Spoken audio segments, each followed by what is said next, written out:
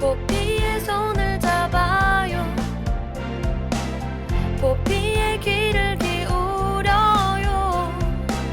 마음을 열고 포피와 친구 되면 당신의 눈이 되어 세상을 보여드려요.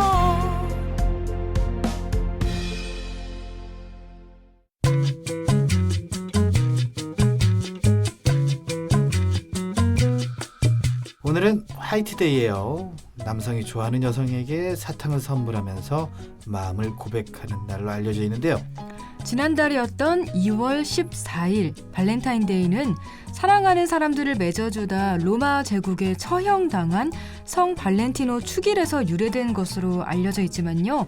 화이트데이에는 특별한 유래가 있는 건 아니라고 합니다. 네, 화이트데이는 일본의 사탕 제조업자들이 매상 증진과 재고 처리를 위해 시작한 날이라고 하죠. 1978년 나고야 총회에서 일본의 사탕 과자 공업 협동조합이 화이트데이 위원회를 조직했고요. 1980년부터 공식적으로 시작됐다고 합니다. 네, 화이트데이는 일본 과자 제조업체들의 상술이었어요. 네, 그렇지만 상수를 빌어서라도 이날 사랑을 고백하려는 남성분들 많으실 것 같아요. 네, 그리고 연인들에겐 특별한 기념일로 자리 잡은 지 오래고요. 그렇습니다. 저 같은 솔로들에겐 더욱 외로운 날이지만 여러분의 사랑을 응원할게요. 사랑을 응원할게요. 그럼 3월 14일 월요일 내 손을 잡아요. 출발합니다.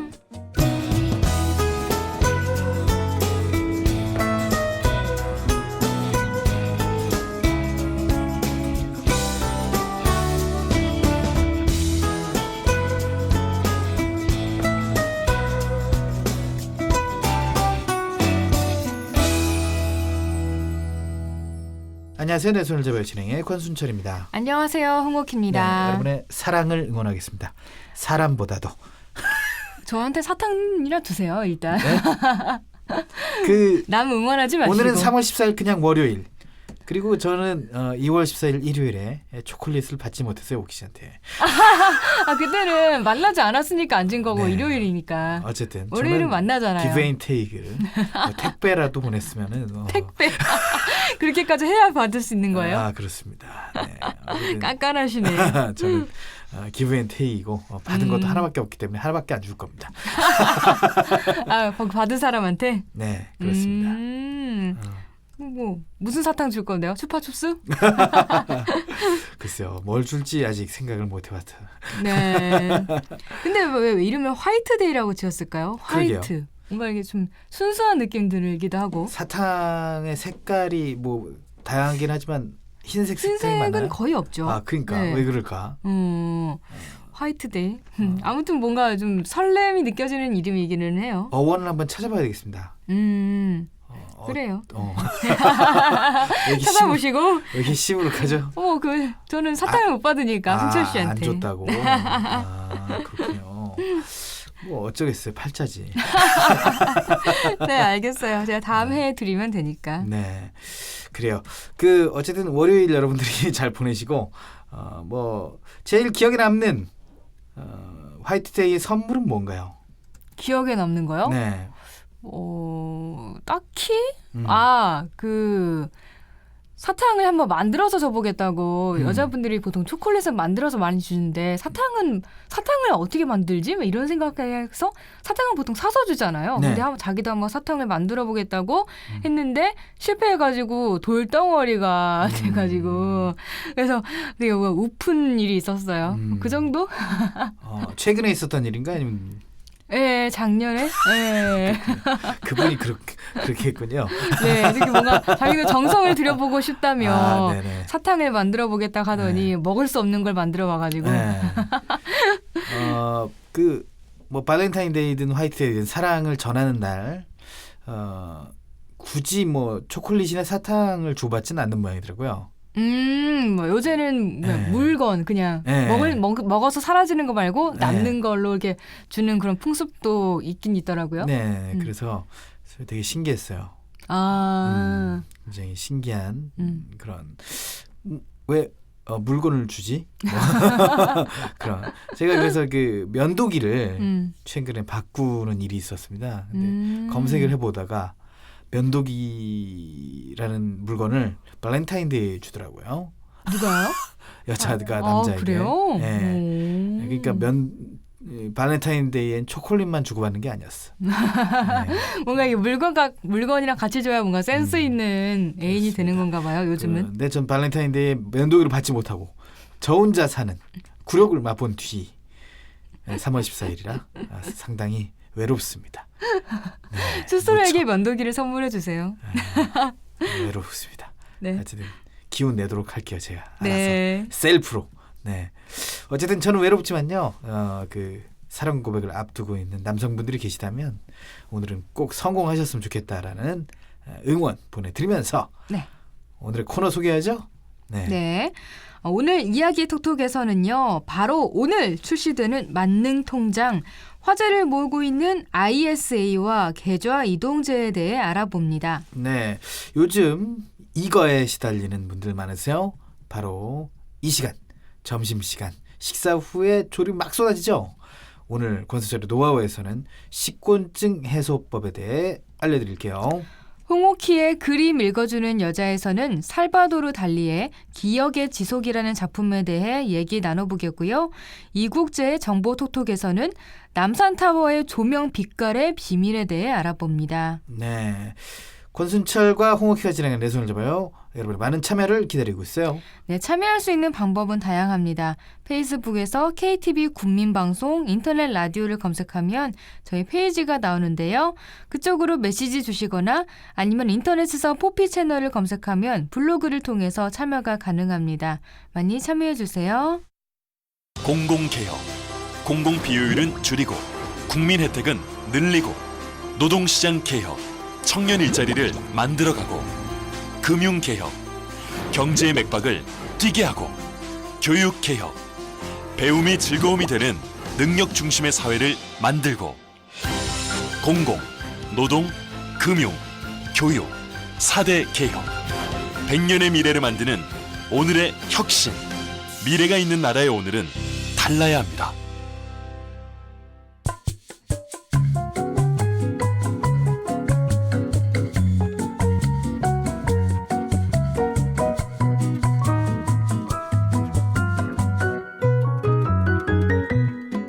네, 순철 씨. 혹시 노후 준비, 자산 관리 이런 거 하고 계신가요? 노후 준비. 자산 관리. 상당히 뭐 많이 TV나 라디오에서 나오는 얘기긴 한데 네네네. 저는 적금만 붓고 있습니다. 네네. 그리고 자산 관리하면 말이죠. 저도 뭐 이제 뭐라 그럴까 굉장히 막연하게 생각했을 때 이거 돈 많은 사람들이 하는 거 아닌가?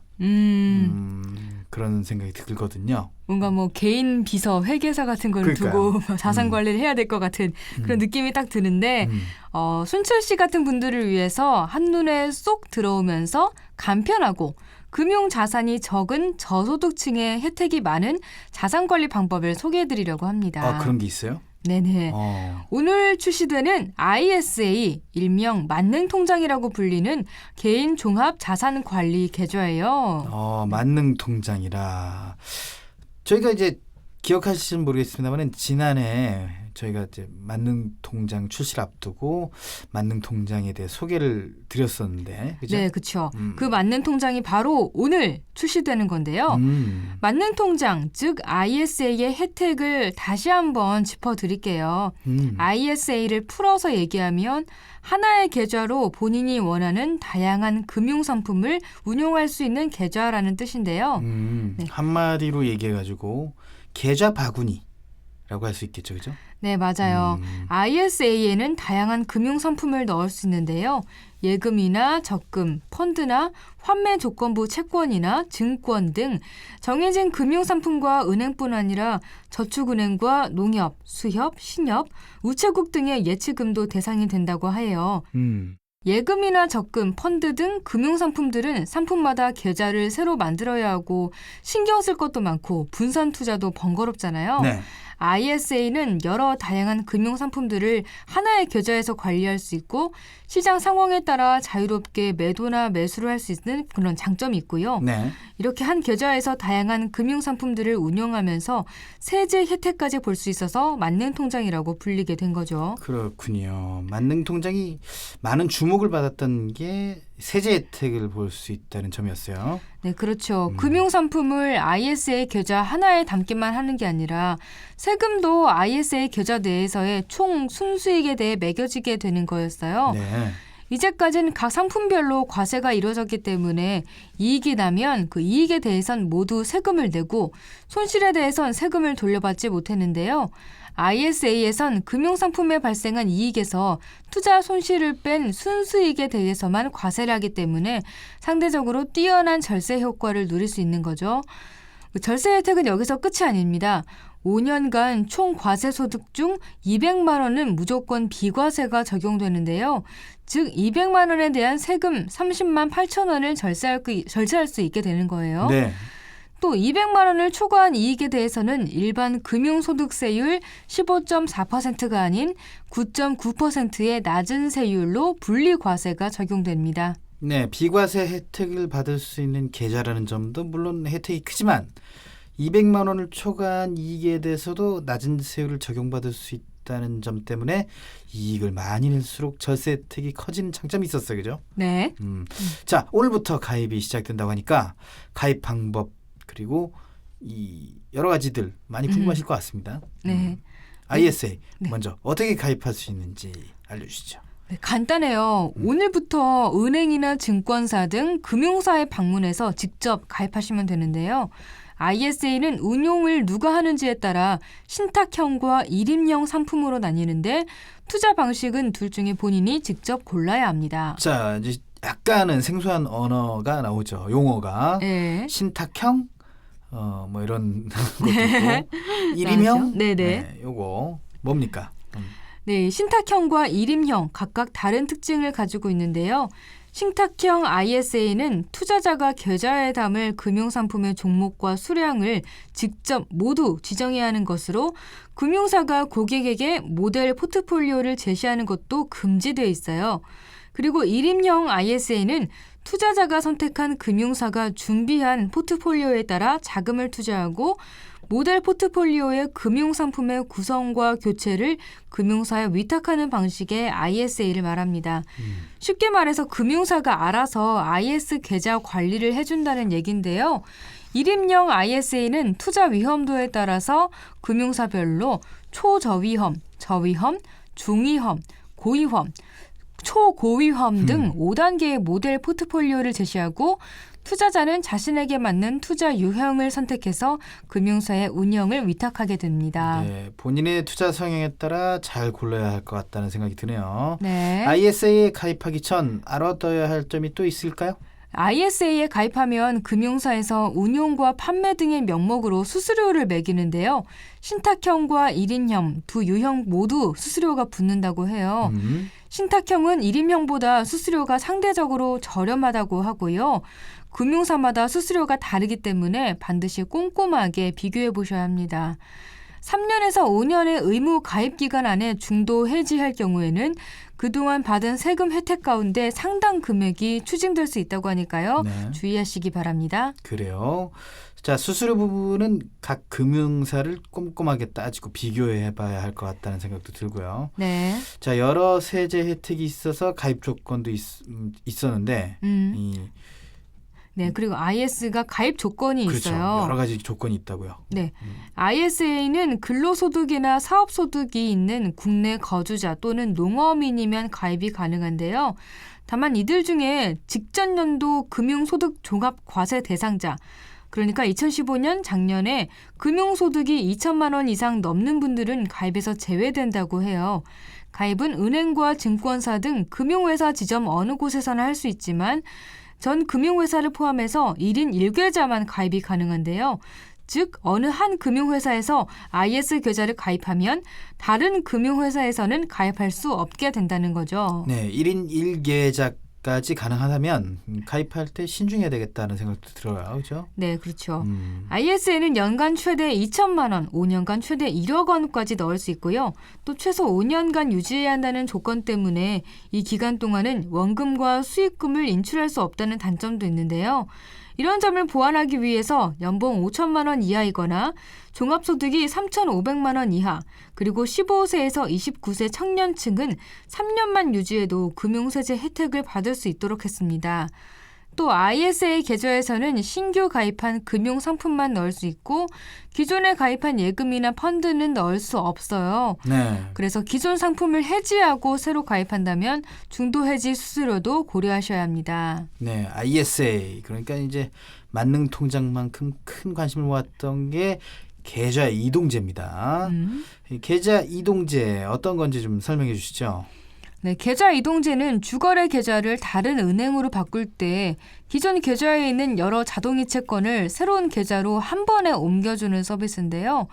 그동안 계좌 이동제는 페이인포 사이트를 통해서만 이용 가능했지만 작년 7월에 1단계 계좌 이동제가 시행됐고 10월에 2단계를 거쳐서 3단계에선 소비자들이 주로 이용하는 은행 창구에서 직접 계좌 이동을 할 수 있게 됐어요. 그래서 공인인증서가 없거나 인터넷에 익숙하지 않은 소비자들도 창구를 찾아 자유롭게 주거래 계좌를 옮길 수 있게 됐습니다. 네, 은행 창구를 직접 찾아가서 신청할 수 있게 된 거예요. 네, 소비자들은 계좌를 옮기고자 하는 은행에 가서 계좌 이동 서비스 신청서를 작성해 제출하면 은행 직원이 자동이체 내역 조회 결과를 소비자에게 제시해주면 옮기고자 하는 자동이체 내역을 선택한 후 출금 계좌를 변경해달라고 요청하면 되는데요. 은행 사이트에 들어가서 직접 신청할 수도 있습니다. 인터넷 뱅킹에서 자동이체 내역을 조회한 후 이 가운데 원하는 항목을 자동이체 출금 계좌로 설정하면 됩니다. 네, 어떤 계좌나 상관없이 계좌 이동을 할 수 있는 거예요? 네, 계좌 이동을 통해 기존의 통신비나 카드 대금에 대한 자동 납부와 월세나 적금 납입처럼 금액과 주기를 설정해 돈을 이체하는 자동 송금까지 조회하고 변경할 수 있는데요. 하지만 스쿨뱅킹이나 아파트 관리비처럼 요금 청구 기관이 소비자의 납부 가능 은행을 한두 개로 제한한 경우에는 계좌 이동 서비스 이용이 부득이하게 제한될 수 있다고 합니다. 네, 그렇군요. 이 계좌 이동제가 좀 실시가 되면서 30만 명의 사람들이 이 서비스를 이용했다는 얘기가 있네요. 네, 계좌 이동제 3단계 시행 첫날에 계좌 변경이 30만 5천여 건이 이루어졌는데요. 특히 29만 7천여 건은 은행을 통해 이루어졌다고 합니다. 공인인증서가 없어서 인터넷 뱅킹을 이용하지 않았던 고령층 등 인터넷 접근이 어려운 사람들이 은행 창구에서 계좌 이동 서비스를 이용하는 사례가 많았다고 합니다. 네, 계좌 이동제에 대해 궁금한 점이 생기는데요. 계속 어떤 금융회사에서 이 서비스를 이용할 수 있는 건지도 좀 궁금합니다. 네, 계좌 이동 서비스는 은행과 은행 간에만 가능하고요. 은행 계좌에 연결된 자동이체나 자동 송금이 가능한데요. 51개 금융회사가 공동으로 서비스를 제공하고 있지만 은행을 제외한 증권회사나 보험회사, 투자금융회사에서는 이용할 수 없다고 합니다. 네, 그렇군요. 이 자동이체 계좌를 변경할 때 수수료는 따로 없나요? 네, 수수료는 따로 발생하지 않아요. 그렇군요. 자, 계좌 이동제를 이용할 때 주의해야 될 점은 뭔가요? 계좌 이동을 신청하기 전에 주의할 점은 계좌에 지정된 자동이체 날짜인데요. 은행 창구와 인터넷 뱅킹을 통해 신청하면 계좌 이동 처리에 걸리는 시간은 최대 5일 정도라고 해요. 만약 계좌 이동이 완료되기 전에 기존 계좌가 해지되면 미납이나 연체 등이 발생할 수 있기 때문에 자동이체 날짜가 지난 이후에 계좌 이동 신청을 하는 것이 좋고요. 자동이체 변경 신청 뒤의 처리 결과는 자동 송금은 변경 신청 후 바로 알 수 있고 자동 납부는 서비스 이용 기관에서 휴대전화 문자로 알려준다고 해요. 네. 신청 내역별 최종 처리 상태는 페이인포 홈페이지와 은행 인터넷 뱅킹에서 자동이체 내역 조회 서비스를 통해 확인할 수 있다고 합니다. 그렇군요. 자, 저는 굉장히 신기한 어플을 발견을 했어요. 뭐냐면 이 보안 카드 없이도 한 30만 원 정도까지는 왔다 갔다 이렇게 계좌 이체를 할 수 있는 그거 번거롭지 않겠네요. 그러면. 앱입니다. 네, 물론 이제 약간 가입할 때 굉장히 귀찮은 면이 있습니다만은 가입만 해두면 그 가입해두고 이제 설정 여러 가지 입력하는 거 있고 막 보안 절차가 있는데 그것만 거치면 손쉽게 그 계좌로 바로 쏠 수도 있고 문자로 쏠 수도 있어요. 문자로 쏘면 그 사람이 받을 수 있게끔 돼 있는 그런 게 있으니까 되게 간편한 거 아니겠습니까? 네네네. 이 여러 가지 그 금융 상품들이 좀 개선되는 것도 간편함, 편리함, 편의성을 높이기 위해서 금융 상품이 나오는 게 아닌가 하는 생각이 들어요. 네. 굉장히 또 다양해지는 금융 상품 많습니다. 새롭게 시행되는 금융 서비스에 많은 관심이 모이고 있는데 새롭게 달라지는 금융 서비스의 혜택 놓치지 말고 이용하셔서 편리하고 현명한 금융 생활 하시기 바랍니다. 내 손을 잡아요에서는 여러분의 많은 참여를 기다리고 있습니다. 알고 싶은 정보가 있다, 방송에 참여해보고 싶다, 함께 나누고 싶은 사연이 있다, 모두 좋습니다. 페이스북에서 KTV 국민방송 인터넷 라디오를 검색하면 저희 페이지가 나오는데요. 그쪽으로 메시지 주시거나 진행자에게 메시지를 보내주세요. 그리고 인터넷에서 포피 채널을 검색하면 블로그를 통해서도 참여가 가능합니다. 방송을 들을 수 있는 방법도 알려드릴게요. KTV 홈페이지와 모바일 앱 팟빵으로 접속하면 실시간으로 들을 수 있습니다. 그리고 유튜브를 통해서도 만날 수 있으니까요. 혹시 실시간으로 진행되는 방송을 놓치신 분들은 팟캐스트 서비스를 이용하면 다시 들으실 수 있습니다.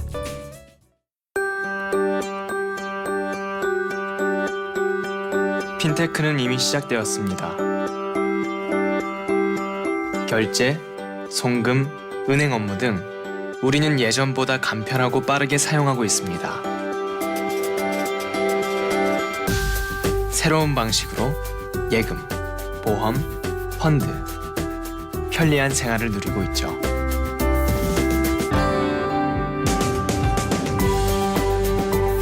핀테크, 이제 생활입니다. 금융개혁은 이미 시작되었습니다.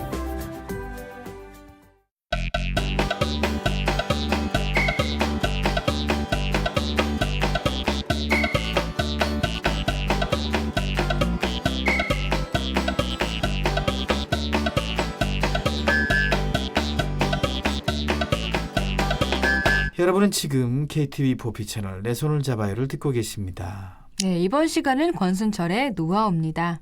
이번 우리 회사 실적이 좀 떨어졌어요. 원인을 분석해보면 경제난과 외부 상황과 직원들이 일을 열심히 하지 않아서 뭐 이렇게 분석될 수 있는데 창조 경제에 따라서 그래가지고 이렇게 됐는데 오키씨 오키씨 오키씨 네? 네? 우리 회사 실적이 떨어졌는데 지금 회의 중에 좀 잠이 옵니까? 죄송합니다. 제가 식곤증이 쏟아져가지고.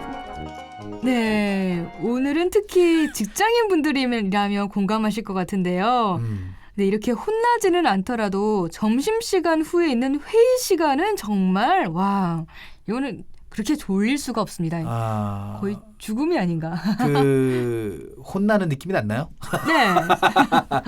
좀 뭔가 좀 그래도 엄청 사납다기보다는 약간 좀 부드럽게 사이르는 조용한 카리스마를 지닌 상사 같았어요. 그렇군요. 네, 알겠습니다. 어쨌든 이게 다 식곤증 때문에 생기는 일입니다. 그래서 오늘은 쏟아지는 졸음을 극복할 수 있는 식곤증 해소법을 알려드릴까 하는데요. 네, 특히 이 시간대에 학생들, 직장인들에게 정말 꼭 필요한 것 같습니다. 식곤증 도대체 뭐길래 이렇게 사람들을 졸리게 하는 거죠? 네, 식곤증은 음식을 먹은 뒤에 몸이 나른해지고 졸음이 오는 증상을 일컫는 말로 보통 2시에서 4시 사이에 졸음이 심하게 몰려오게 되는데요. 이렇게 졸음이 몰려오게 되면 집중력이 떨어져서 학업이나 이 업무 능률이 떨어지게 됩니다. 의학적으로 식곤증은 식사 후에 소화기로 혈류가 몰려서 뇌로 가는 혈류량이 상대적으로 적기 때문에 발생한다고 하는데요. 이 트립토판이라는 성분이 있어요.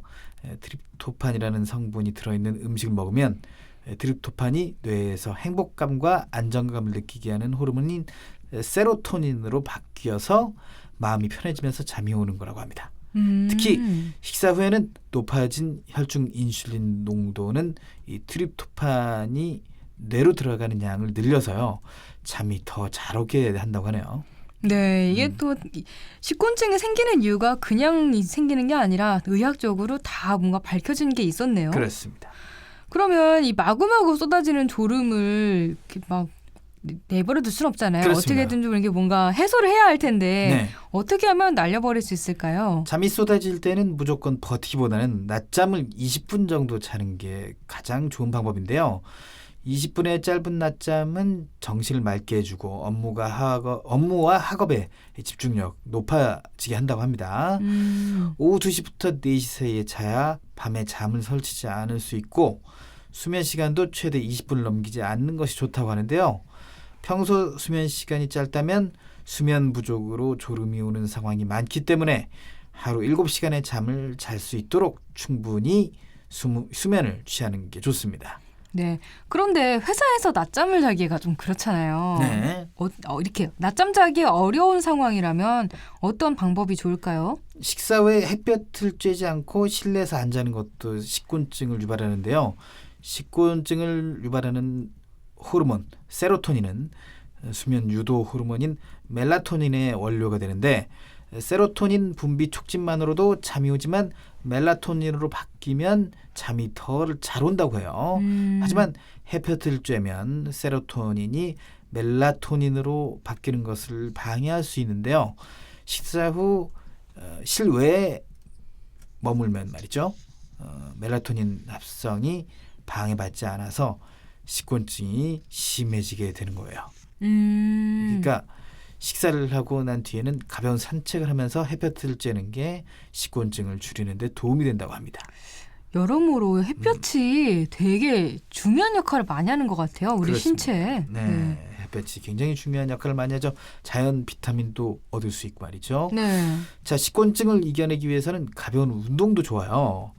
자리에서 팔과 허리를 돌려주는 등 가벼운 스트레칭도 도움이 되는데 네. 자, 한번 따라해 볼까요? 네, 네. 한번 오키 씨가 따라해 보는 걸로 하겠습니다. 자, 먼저 자리에 앉아서 간단하게 따라할 수 있는 스트레칭 방법을 알려드릴게요. 네. 먼저 손깍지를 끼고 하늘로 손을 뻗고 20초간 유지해 주시고요. 20초 지났다 치고 네. 자, 오른쪽 10초, 왼쪽 10초 좌우로도 쭉쭉 늘려주시고 네. 머리 뒤쪽에서 왼쪽 팔꿈치를 오른손으로 잡고 쭉 당겨주시고요. 오른쪽 팔꿈치도 똑같이 해주시고요. 네. 오른쪽 왼쪽 무릎을 한 번씩 몸쪽으로 당겨주시는 것도 이 5회 반복해 주시면 됩니다. 아, 네네. 자, 앉아서 하는 스트레칭은 이 별도의 공간이 필요하지 않기 때문에 많은 시간을 투자하지 않고서도 식곤증에 탁월한 효과를 볼 수 있다고 합니다. 네, 이거 쉽네요. 그냥 이렇게 쭉쭉 뻗고 한번 잡고 뻗고 그렇습니다. 다리도 무릎을 들어 올리고 막 이러면 되니까 쉬운데 이렇게 식곤증은 식사 후에 졸음이 오는 증상이다 보니까 먹는 것도 약간 좀 중요하지 않을까 싶어요. 그렇습니다. 우선 점심 때 과식은 삼가고요. 가볍게 먹는 게 좋고 식곤증을 유발하는 트립토판이 풍부한 음식을 피하는 게 좋습니다. 졸음이 오는 음식을 피해야 된다는 거예요. 네. 트립토판은 치즈나 붉은 고기, 계란, 생선, 참깨, 바나나, 우유 등에 많이 들어있다고 해요. 그리고 밀가루 음식은 소화, 흡수가 잘 이루어지고 분해가 빨라서요. 공복감을 쉽게 느끼게 하고 밀가루 음식과 쌀밥은 혈중 인슐린을 많이 분비하는 식품으로 더욱 졸음이 쏟아질 수 있다. 졸음을 그래서요? 쏟아지게 할 수 있다. 네. 이렇게 되기 때문에 현미밥이나 잡곡밥, 채식 위주의 식사를 하면 식곤증을 예방할 수 있다고 합니다. 네. 근데 직장인이 점심시간에 현미밥, 잡곡밥, 채식 위주의 식사 이런 거 하기가 좀 어렵잖아요. 아무래도 좀 식사도 다 같이 하다 보니까 도시락을 싸오지 않는 이상. 네, 그러니까 오늘은 뭐 먹으러 갈까? 근데 우리 잡곡밥 먹으러 갈까요? 라고 하기가 좀 그러니까 오곡밥 먹으러 갈까요? 뭐 이런 오곡 쿠키나 먹어요. 모를 수 있겠지. 좀 흔하게 먹는 게 약간 짜장면과 짬뽕 사이에 고를 수 있는 뭐 그런 중식집이라든지 그런 데를 흔하게 가게 되는데 네. 좀 어렵지 않을까요? 이렇게 챙겨 먹기란? 자, 그러면 제가 알려드릴게요. 두 개 중에 하나를 선택해야 된다. 자, 짬짜면 아니야, 짬짜면. 만약에 김재동이나 유재석이냐, 이 둘 중에 하나를 선택하려면 가혹하지 않습니까? 아니요, 유재석이죠. 윤우님인데. 아, 그렇군요. 네. 알겠습니다. 가혹하지 않은데? 쉬운데? 근데 짜장면과 짬뽕은 가혹하죠. 예. 그렇습니다. 둘 중에 하나를 굳이 선택해야 된다라고 하면 짬뽕이 낫다고 해요. 오, 왜죠? 둘 다 탄수화물 덩어리인 밀가루로 만들어졌지만 짜장면은 여기에다가 포화 지방이 높은 재료로 조리를 하기 때문에 기름, 캐러멜 소스 이런 게 들어갑니다. 네, 그래서 칼로리가 짬뽕보다 더 높아요. 짜장면에 캐러멜 소스가 들어가요? 네, 들어간다고 오. 네, 모 채널에 이모돈 PD가 그랬어요. 아, 그분이. 네, 그분이, 예. 네, 먹거리 X 파일 뭐 이런 데서 그랬어요. 그 짬뽕은요? 근데 짬뽕은 채소와 해산물이 들어있어가지고요. 영양면에서 짜장면에 비해서 균형이 잡혀 있고, 근데 나트륨을 과도하게 섭취할 수 그쵸. 있으니까 국물은 드시지 않는 게 좋습니다. 짬뽕을 먹는데 국물을 먹지 말라는 거는. 아니 근데 이제 저처럼 네. 제 식습관 아시죠? 국물을 들고 그릇을 들고 국물을 후루룩 마시는 거, 이거는 안 좋은 거예요. 그냥 수저로 떠먹는 정도는 뭐. 뭐 그 정도까지 뭐 왜냐면 목이 막힐 수 있으니까 들고 그냥 뭐 어쨌든 끝까지 뭐 먹지 않습니까? 한 그릇을 다 먹으려 하지 말고 그냥 어느 정도만 이렇게. 남겨라. 예, 그럼 되겠죠. 네, 그렇습니다. 아무튼 짬뽕보다 짜장면이 칼로리가 더 높다는 거는 정말 충격이었어요. 아 그렇군요. 네, 그리고 점심을 먹고 난 후에 커피 한 잔을 마시잖아요, 우리가. 그렇습니다. 이게 식곤증이 올 때 가장 효과적인 방법이 커피가 아닐까 쉽게 생각했는데요. 네, 그렇죠. 저 흔히 식사 후에 잠을 깨우기 위해 커피를 찾게 되는데 커피에 들어있는 카페인 유명하지 않습니까? 카페인은 즉각적인 각성 효과를 내서 식곤증을 쫓는 데 효과적이에요. 하지만 크림이나 설탕 등을 과도하게 넣으면 칼로리가 그만큼 높아지니까 블랙 커피를 선택하는 게 좋고 시원한 물 한 잔을 마시는 것도 잠을 깨울 수 있는 방법입니다. 그러니까 회사에 비치되어 있는 믹스 커피를 먹지 말라는 거예요. 요새 봉지에 나와 있는 블랙도 있잖아요. K로 시작하는 그거요? 네, 그렇습니다. 자, 그리고 우리가 옛날 드라마 보면은 커피 주세요 할 때 어떤 스타일로 드릴까요? 뭐 이래요. 아메리칸 스타일이요? 요새는 아메리카노라고 얘기하지 않습니까? 요즘은 그 드라마 때문에 그런지 비엔나 커피를 사람들이 많이 마시던데. 안 됩니다. 네. 옥시가 먹는 라떼도 우유가 들어있기 때문에 졸음이 쏟아질 수 있어요. 그렇네요. 네.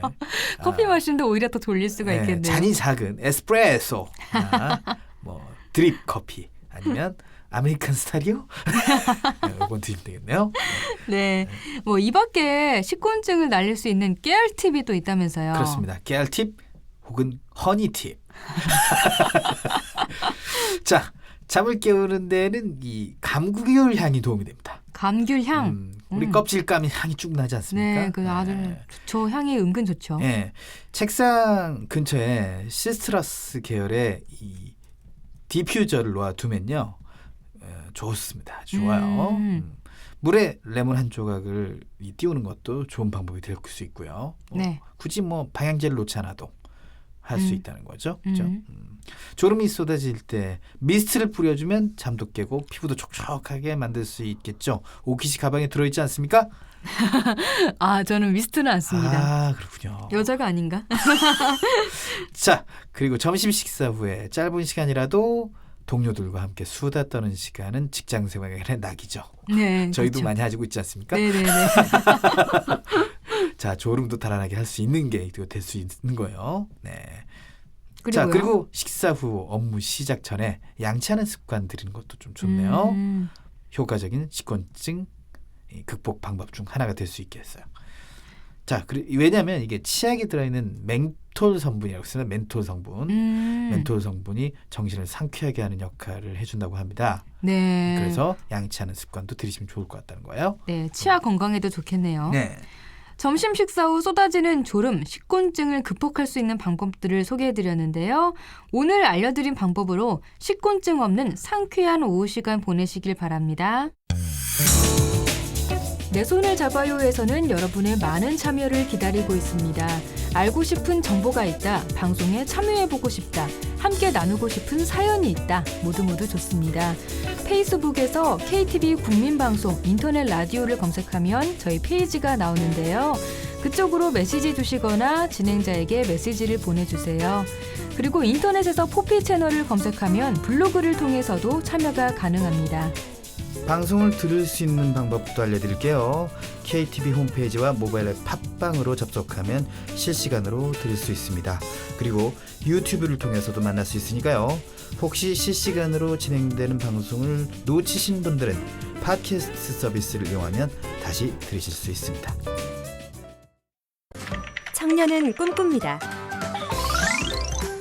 패션 디자이너가 되고 싶다고, 요리사가 되겠다고, IT 전문가가 꼭 되고 싶다고. 우리는 이 청년들의 꿈에 날개를 달아주고 싶습니다. 청년희망재단, 대한민국 청년을 응원합니다. 청년 희망 아카데미, 청년 취업의 길잡이가 됩니다. 여러분의 기부로 청년 희망을 응원해주세요.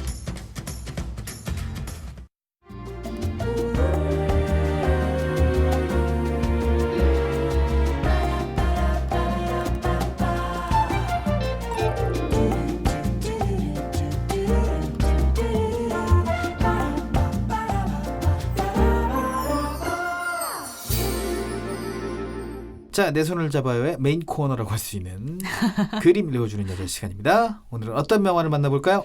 네, 오늘 살펴볼 작품은 살바도르 달리의 기억의 지속이라는 작품입니다. 네. 네, 미치광이 천재가 있다면 이런 느낌일 것 같아요. 스페인 화가 살바도르 달리가 바로 그런 사람이거든요. 미치광이 천재라고 하면은 전 돈키호테가 먼저 생각나요. 아, 그래요. 약간 돈키호테의 실사판? 이라고 할 수 있을 것 같아요. 네. 네. 어느 정도인지 좀 궁금합니다. 돈키호테 같았나요? 네, 이 달리가요. 자기는 엄마 뱃속에 있었던 태아 때부터 모든 거를 다 기억한다고 주장하는 사람이었어요. 프로이트가 갑자기 생각나요. 네, 그래서 부모가 달리를 호적 신고하던 날, 이날에 대해서 스스로 이렇게 말했습니다. 모든 교회의 종들을 울릴지어다. 허리를 구부리고 밭에서 일하는 농부들이여, 지중해의 북풍에 뒤틀린 올리브 나무처럼 굽은 허리를 바로 세울지어다. 그리고 경건한 명상의 자세로 못 박힌 손바닥에 뺨을 기댈지어다. 보라, 살바도르 달리가 태어났도다. 혼나야겠네. 혼나야겠어요. 네, 진짜 자, 특이하죠. 이건 본인이 말했다는 거죠? 네, 이렇게 네. 대단한 천재가 이 세상에 태어났다라고 이렇게 본인이 말한 거예요. 몇 살 때일까? 어른요, 다 큰 성인이. 그렇군요. 네. 호적을 그때 이제 성인 때 아마 하나 보죠. 아니, 자기 성인 때 자기 호적 신고하던 날의 기억에 대해서 이렇게 말을 한 거죠. 그렇군요. 네네. 그 기억이 왜 나지? 네, 뭐 태아 때부터 난다는 사람이니까. 그래요. 자, 자기 입으로 난 천재다. 뭐 이렇게 얘기한 거예요. 그죠? 네. 보통 이 자신감이 아니다. 네, 그렇죠. 되게 자신감이 넘치는 사람인 것 같아요. 보통 자신감이 아니네요, 진짜. 네. 뿐만 아니라 이 사람 삶이 좀 전체적으로 기행의 연속이에요. 달리의 이름 살바도르는요, 달리가 태어나기 전에 죽은 형의 이름이에요. 그래서 이런 이름 자체가 달리는 평생 죽은 형의 그림자 안에 있는 느낌이죠. 그리고 뭔가 형 대신 뭔가 자기가 대신 열심히 살아야겠다, 이런 압박감도 느껴지고, 특히 달리의 엄마가 늘 우울해했대요. 그래서 어린 달리는 그런 엄마를 위로해줘야 되는 입장이었고요. 그리고 어머니가 돌아가시던 해인 17세에는 스페인 마드리드 왕립미술학교에 들어가 그림 공부를 했습니다. 그런데 고집불통, 아나무인, 제멋대로 하는 성격 때문에 학교의 문제아이자 골칫덩어리였다고 해요. 학교에서 이런 일화가 또 있습니다. 교수가 성모 마리아 조각상을 보고 눈에 보이는 있는 그대로 그려오라는 과제를 냈습니다. 그런데 자신을 세기의 천재라고 생각하고 있던 달리는 광고지에 있는 저울을 보고 그려왔어요. 네. 그래서 교수가 이게 뭘 그려온 거냐고 하자 달리는 교수님은 다른 사람들처럼 성모 마리아 상을 보셨을 수 있습니다. 하지만 저는 저울을 봤습니다. 라고 되바라지게 대답을 해요. 자, 성모 마리아를 보고 성모 마리아를 그려오는 사람은 평범한 사람이고 난 특별하니까 저울을 봤다. 네. 또 교수님도 약간 좀 디스를 하는 것 같고 네. 뭔가 그런 의미인 것 같아요. 음.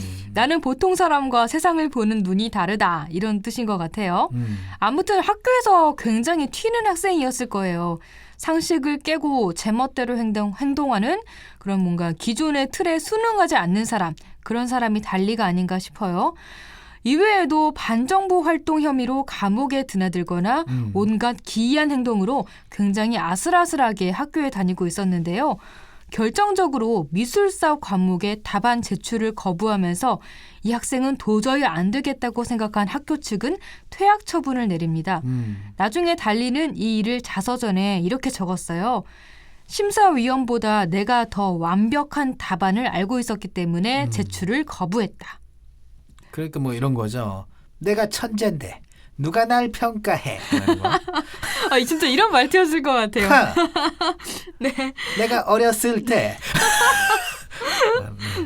그런 거군요. 달리가 약간 좀 얇은 수염을 팔자처럼 이렇게 기르는 사람이어가지고 그런 느낌이 나겠다. 그럼. 네, 진짜 이런 얇은 목소리가 왠지 지녔을 것 같아요, 진짜. 학교라는 이 시스템은 이 비범한 천재를 울타리 안에 둘 수가 없었던 거죠. 그럼요. 학교에서는 쫓겨났지만 달리는 화가로서 승승장구합니다. 돈을 굉장히 많이 벌었어요. 네. 그렇군요. 돈도 많이 벌었다. 네. 이 천재가 이 화가로서 어떤 그림을 그렸을지 굉장히 궁금해지는데요. 갑자기 돈을 네. 많이 벌었다고 하니까. 네, 달리는 대표적인 초현실주의 화가였어요. 네. 현실을 뛰어넘는 그림이죠. 그러니까 뭔가 스스로 천재라고 자부하는 달리에게 딱 어울리는 예술이에요. 그러게요. 스스로 천재, 자부. 정말 그림과는 딱이다라는 생각이 드는데요. 네. 역시 평범한 그림은 아니겠죠? 네, 달리는 같은 예술을 추구했던 피카소, 엘리아르, 로르카, 마그리트, 브루통 같은 당대 유명 화가들과 어울리면서 초현실주의 그룹을 만들었습니다. 또 명품 브랜드 샤넬을 만든 코코 샤넬과도 어울렸다고 해요. 오. 특히 달리는 초현실적인 그림을 그린 정신분석학자 프로이트를 존경했어요. 그치. 내 네. 프로이트 그러니까 아까 저도 어떻게 알았지? 이 생각하셨어요. 속으로. 그렇군요. 이 프로이트는 인간의 무의식과 꿈에 대해 연구한 사람이잖아요. 그렇죠. 이 달리는 프로이트와도 일화가 있어요. 자신의 지인들과 함께 존경하던 프로이트를 찾아간 달리는 편집증에 대해 쓴 자신의 글을 프로이트에게 한 번만 봐달라고 부탁을 했어요. 그런데 프로이트가 별로 관심도 안 보이고 심드렁하니까 달리는 끈질기게 자기 글을 봐달라고 물고 늘어났습니다. 네. 그러자 프로이트가 이런 말을 했다고 해요. 이렇게 완벽한 스페인 사람의 원형은 내가 처음 봤소. 이 광적인 집요함이라뇨. 이렇게.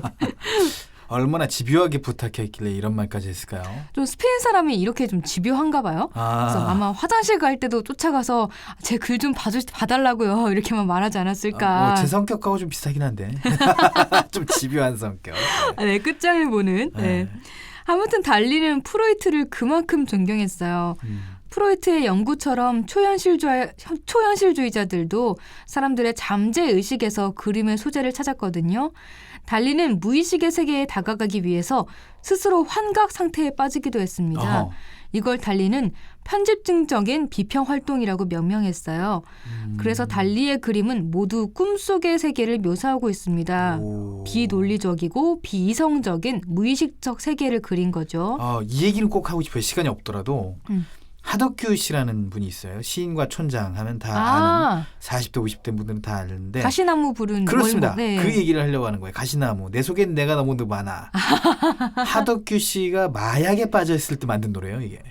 그렇구나. 이게 초현실주의적으로 노래. 약간 좀 달리랑 비슷하게 네. 그런 환각 상태에서 자기 네. 예술 세계를 펼쳐온 거랑 지금 비슷하네요. 목회 활동을 하고 계십니다. 역시 네. 독특하네요. 그분도. CCM 네, 만들고 계시고요. 자, 그리고 그 달리 인생 중에 기이한 게 또 있다고요. 네, 바로 달리의 러브 스토리예요. 네. 달리는 사랑도 평범하게 하지 않았어요. 그렇죠. 네. 달리를 초현실주의 화가가 되도록 이끌었던 시인 폴 엘리아르가 있었는데요. 근데 달리가 그 시인의 부인에게 흠뻑 빠져버린 거예요. 유부녀. 네, 그렇죠. 유부녀를 좋아한 거군요. 게다가 달리보다 10살이나 많았어요. 오. 달리는 이 여자를 자기 것으로 만들기 위해서 또 온갖 특이한 행동을 했고요. 이 때문에 자기 아버지와 의절까지 에? 했다고 합니다. 근데 부모를 버릴 만큼 사랑했던 여인은 결국 달리 품에 왔어요. 네. 또 집요하게 했으니까 왔겠죠. 이 두 사람은 동거를 시작했습니다. 그 수십 년 후에 남편이었던 엘리아르가 사망하자 비로소 정식 부부가 될 수 있었습니다. 이 여인의 이름이 갈라였는데요. 달리에게는 신이자 하늘이자 세상의 전부와도 같은 여자였어요. 네.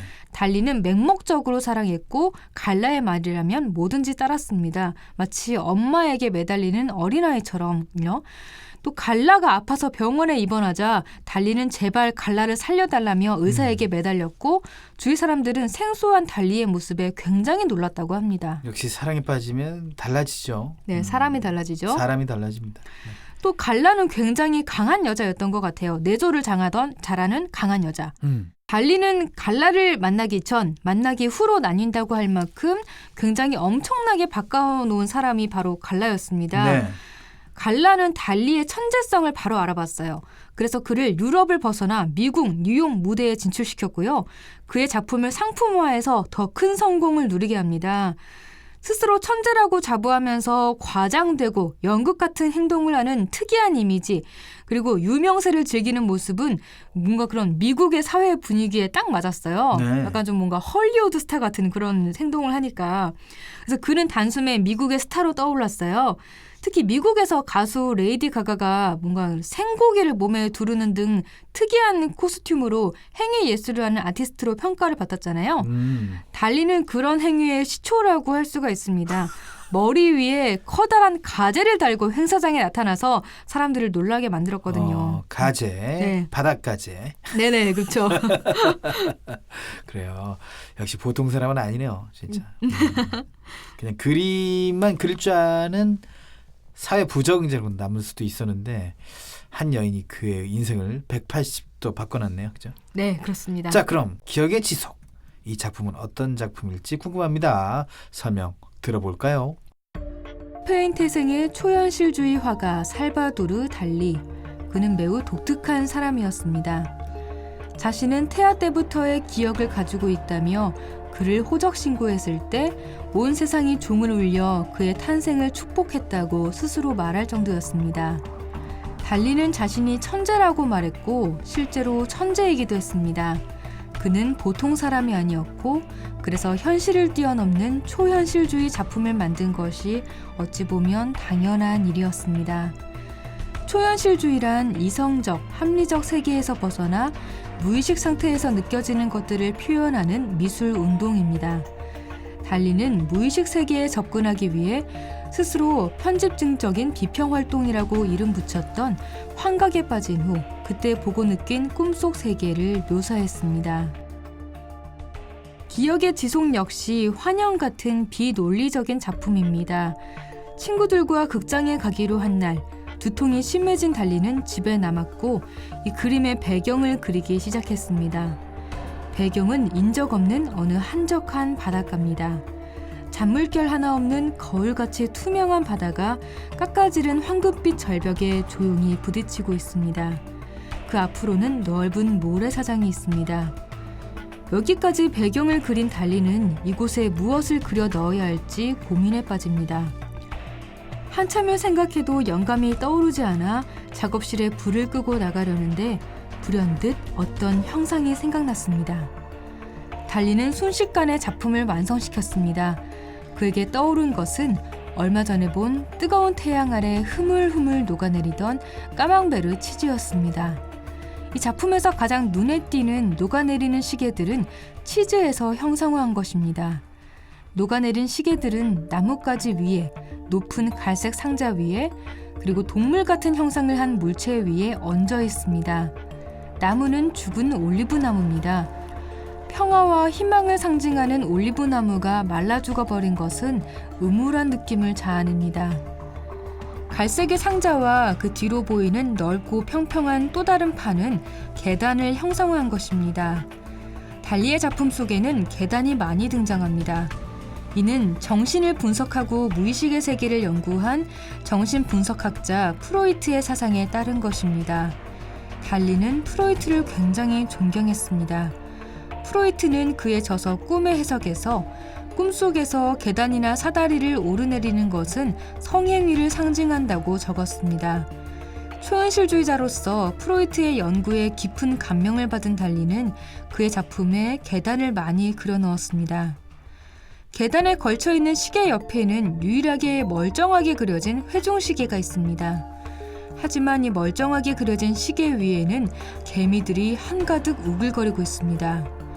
녹아내리는 시계에도 파리 한 마리가 앉아있는 것을 볼 수 있습니다. 달리의 그림에는 계단과 마찬가지로 파리나 개미, 메뚜기 같은 벌레들이 자주 등장합니다. 벌레를 병적으로 무서워했던 달리는 불안과 공포를 표현하기 위해 그림 속에 벌레들을 그려넣었습니다. 개미는 죽음과 부패를 상징합니다. 그림 한복판에는 동물의 형태 같기도 하고 눈을 감고 있는 사람 같기도 한 정체를 알 수 없는 형상이 무력하게 누워 있습니다.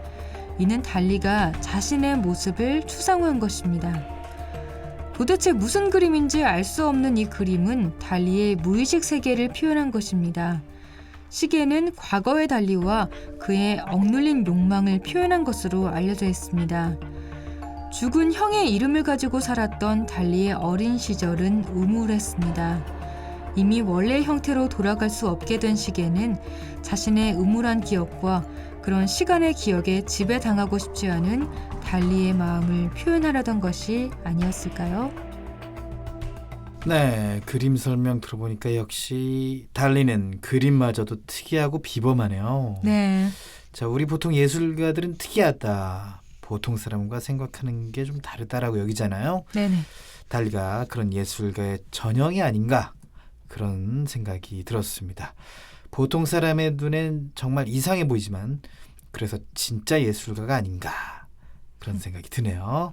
오늘은 살바도르 달리의 기억의 지속을 살펴봤습니다.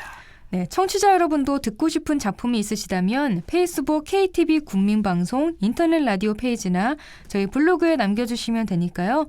언제든지 그림 읽어주는 여자의 문을 두드려 주시길 바랍니다. 17년 만에 노사정 대타협이 이루어졌습니다. 하지만 일자리를 찾는 많은 사람들이 대타협의 실천을 애타게 기다리고 있습니다. 그들의 일자리가 빈자리가 되지 않도록 반복되는 쪼개기 계약은 사라져야 합니다. 일하고 싶으면 2년 더 일자리가 보장되어야 합니다. 재취업의 기회가 확대되어야 합니다. 대한민국 모두가 원하는 일자리를 찾을 수 있도록 노동개혁 입법을 응원합니다.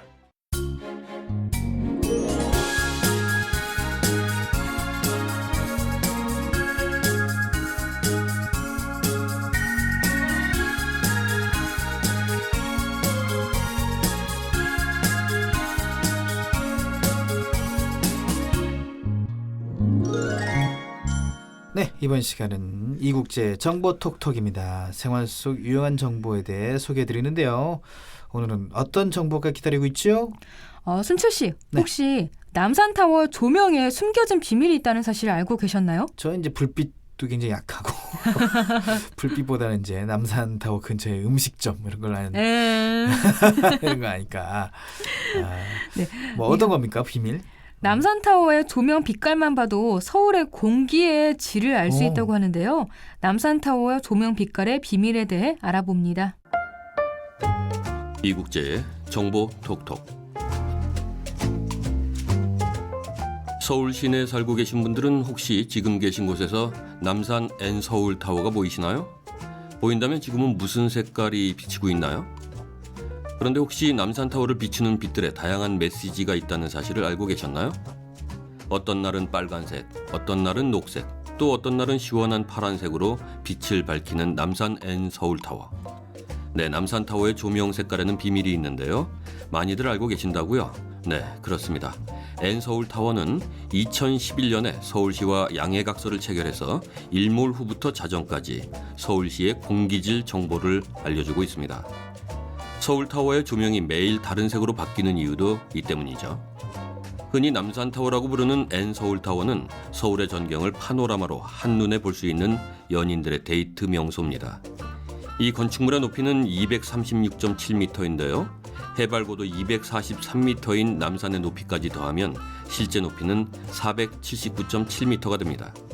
그래서 해발 고도로 따지면 해발 537m인 모스크바 타워 다음으로 세계에서 두 번째로 높은 탑이라네요. 서울의 랜드마크 역할을 톡톡히 해내고 있는 남산타워가 우리에게 알려주는 공기질 정보, 어떻게 알아보면 되는지 소개해드리죠. 우선 N서울타워의 조명이 파란색인 날은 초미세먼지 농도가 1입방미터당 30 마이크로그램 미만의 맑은 날이랍니다. 이렇게 조명이 파란 날은 서울 시내의 공기가 제주도와 같은 공기청정도 수준의 맑은 날이라고 하는군요. 이런 날에는 N서울타워 전망대에서 경기도 일대까지 보인다고 합니다. N서울타워의 조명이 녹색일 때는 공기질이 어떤 상태일까요? 이런 날은 미세먼지 농도가 보통 수준이라는 걸 나타냅니다. 그리고 주로 봄철에 중국발 황사가 불어오면 남산타워의 조명이 빨간 빛을 비춥니다. 2시간 평균 미세먼지 수치가 120 마이크로그램을 웃돌 때 빨간 조명을 켠답니다. 미세먼지 수치가 나쁜 날인 거죠. 남산타워의 조명이 빨간색일 때는 외출을 삼가하는 게 좋겠죠. 서울시는 2018년까지 초미세먼지를 20% 감축하겠다는 의지를 표명했는데요. 중국발 황사가 가장 큰 변수이긴 하지만 서울뿐만 아니라 우리나라의 공기질이 전반적으로 좋아지길 기대해 봅니다. 그래서 남산타워의 조명이 빨간색인 날이 줄어들길 바랍니다.